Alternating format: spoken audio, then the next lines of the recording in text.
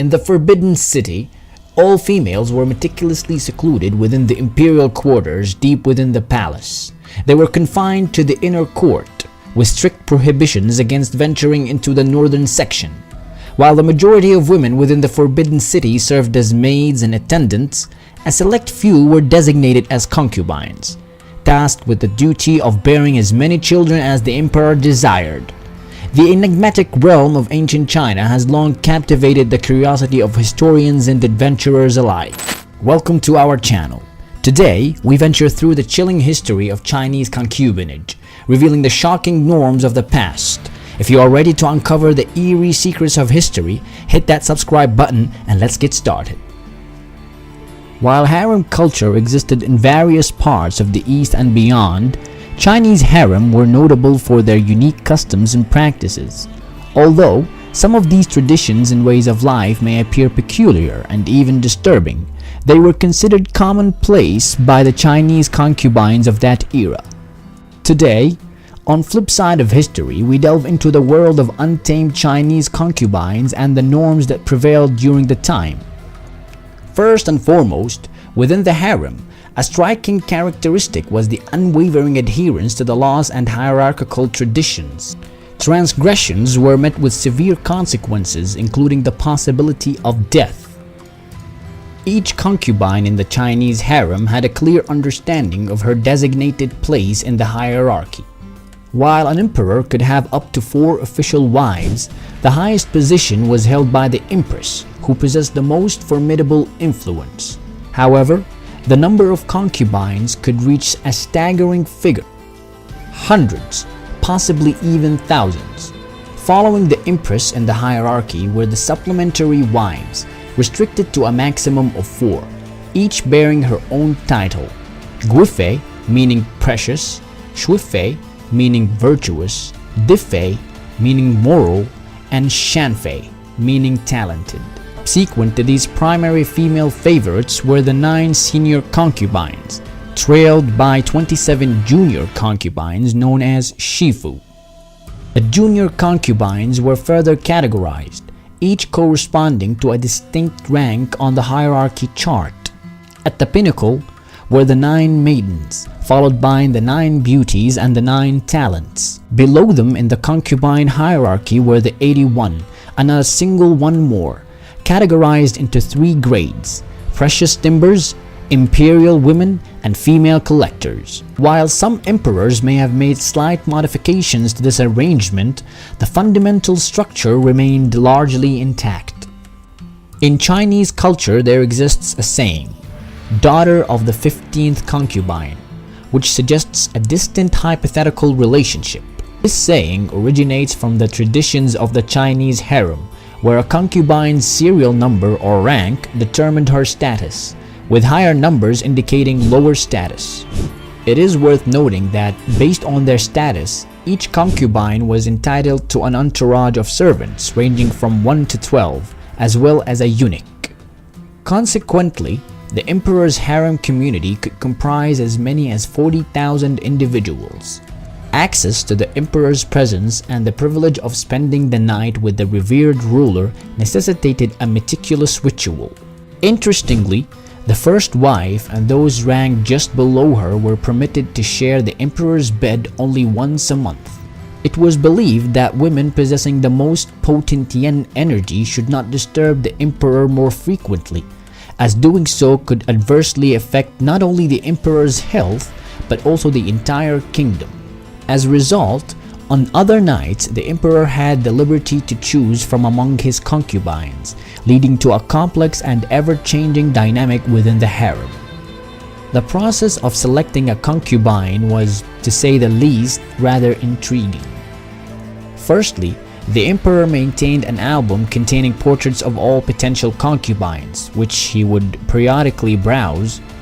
Each concubine was identified by a nameplate featuring a number and her name. As the emperor flipped through the pages of the album, he would choose the ones that caught his fancy for the day. Those chosen names were placed into a jade jug, and then a customary lottery would commence.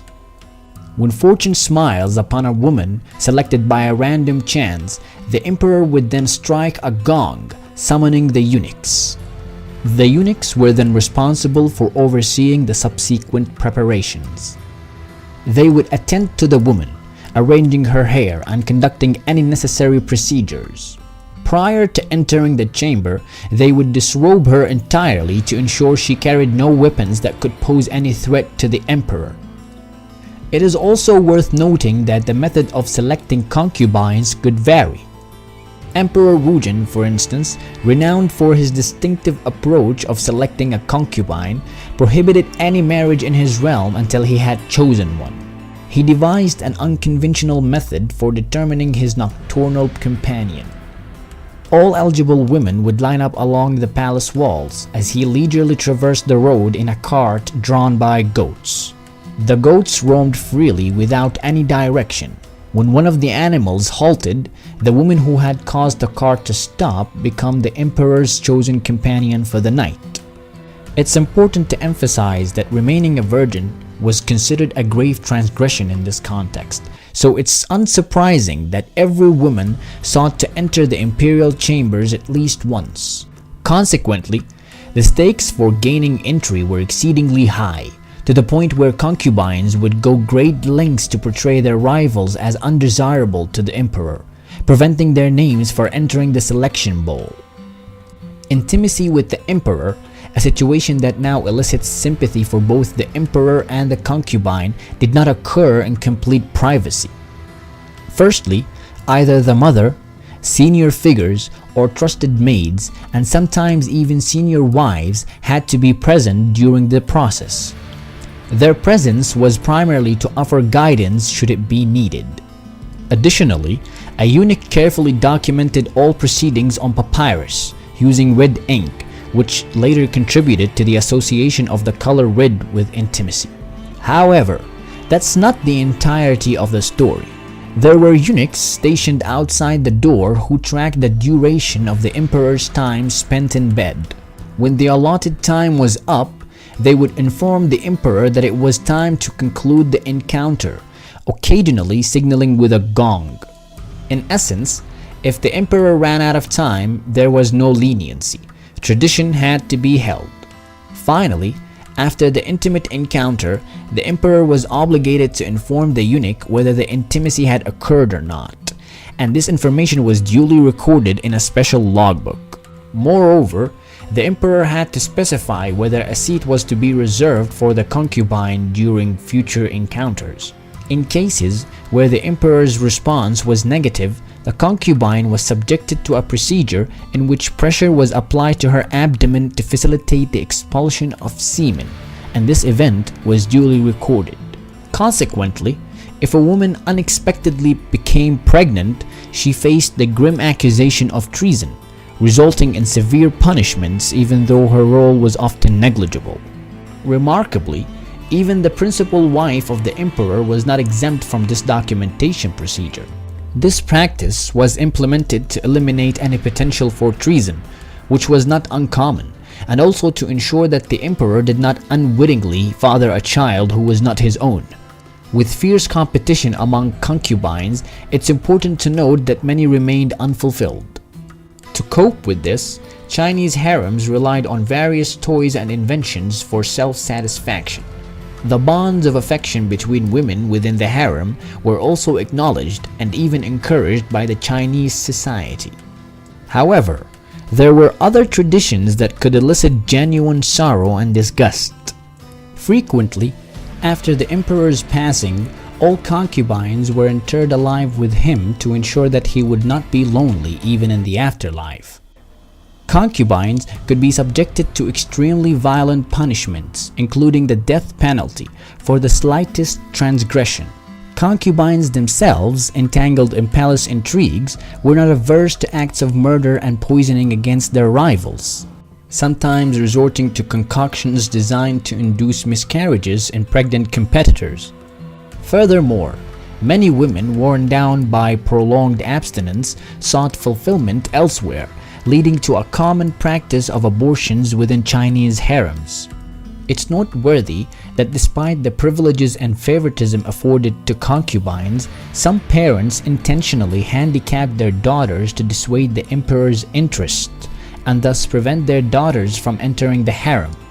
Apart from the emperor, the opportunity to maintain harem extended to nearly anyone in Chinese society, depending on their status. Wealthy and noble individuals had the privilege of multiple wives, and those of lower status could establish smaller, more intimate harems, often comprising around 10 women. Even impoverished men, lacking a legitimate heir from their own legal wives, were entitled to bring new wives into their households. However, the lives of such concubines were often marked by extreme hardship. For instance, following childbirth, a concubine was frequently obligated to breastfeed not only her own child but also her husband's parents. These concubines had significantly fewer rights than their counterparts in the imperial harem. Any minor transgression could result in their death at the hands of either their husbands or other family members.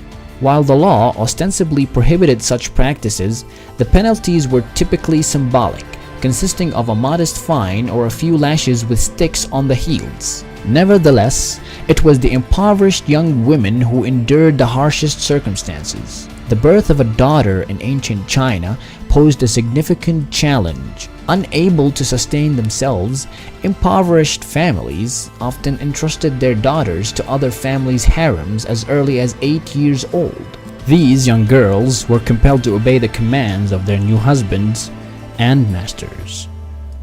Thank you for watching. If you enjoyed this dive into history, hit the like button, subscribe for more, and keep exploring the mysteries of the past. Until next time, stay curious.